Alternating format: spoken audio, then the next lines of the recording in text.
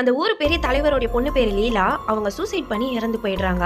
இதை பார்த்து அவங்க அம்மா பயங்கரமா ஷாக் ஆயிடுறாங்க.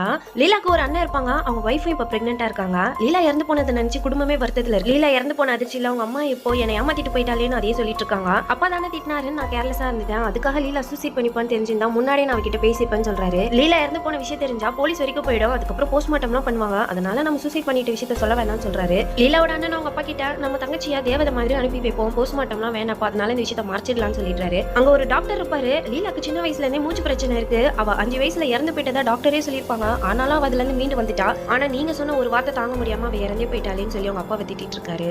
லீலாக்கு சின்ன வயசுல இருந்தே வீசிங் ப்ராப்ளம் இருக்கும், அதனால மூச்சு விடுறதுல சிரமப்படும் போது அவங்க அந்த ஸ்ப்ரே தான் அடிச்சுப்பாங்க. லீலா ரொம்ப பிடிவாதமான கேரக்டர். அவங்க மாமா திட்டிட்டதால இப்ப அவங்க ஃபங்க்ஷனுக்கு கூட இவங்க போக மாட்டாங்க, ஃபேமிலில இருக்க மிச்ச பேர் தான் போறாங்க. லீலாவோட அண்ணன் பிசினஸ் பண்றதுக்காக அவங்க ஃப்ரெண்டு கிட்ட கோவில்ல இருக்க அம்மனோட கிரீடத்தை எடுத்து கொடுக்க சொல்லிருப்பாரு. இப்ப திருவிழா வர போறதால அம்மனோட கிரீடத்தை திருப்பி மீட்டு கொடுக்க சொல்லி கேக்குறாரு. இல்லன்னா நான் தாண்டா பிரச்சனையில மாட்டிப்பேன் இப்ப ஃப்ரெண்டு கோவப்பட்டு இருக்காரு. லீலாக்கு அவங்க வீட்ல இருந்து ஒரு கெட்ட வாடை வரதா சொல்றாங்க, இதனால அவங்களுக்கு மூச்சு விடவே ரொம்ப சிரமமாயிடுது.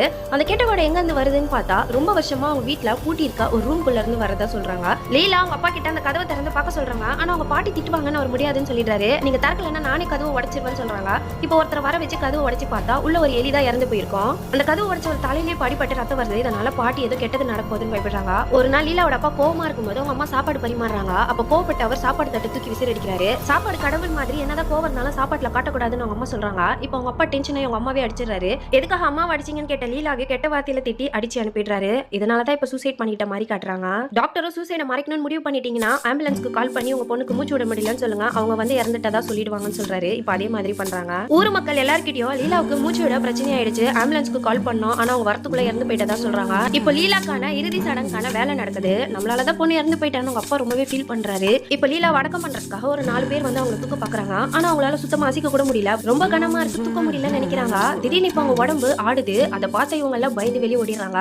ஊர் மக்கள் கிட்ட லீலாவோட உடம்பு அசைஞ்சதுன்னு சொல்றாங்க. இப்ப ஒருத்தர் போய் அவங்களுக்கு மூச்சு இருக்கான்னு செக் பண்ணி பாக்குறாரு, ஆனா அவங்க இறந்துட்டாங்க, நீங்களே ஆட்டிட்டு ஏன்டா இப்படி பண்றீங்கன்னு சொல்லி திட்டுறாரு. இப்ப நிறைய பேர் உள்ள போறாங்க, ஆனா திடீர்னு இப்ப லீலாவோட உடம்பு எழுந்துக்குது. லீலாவோட உடம்பு உட்காந்து சுத்தத்தை பார்த்த ஊர் மக்கள் எல்லாம் பயப்படுறாங்க.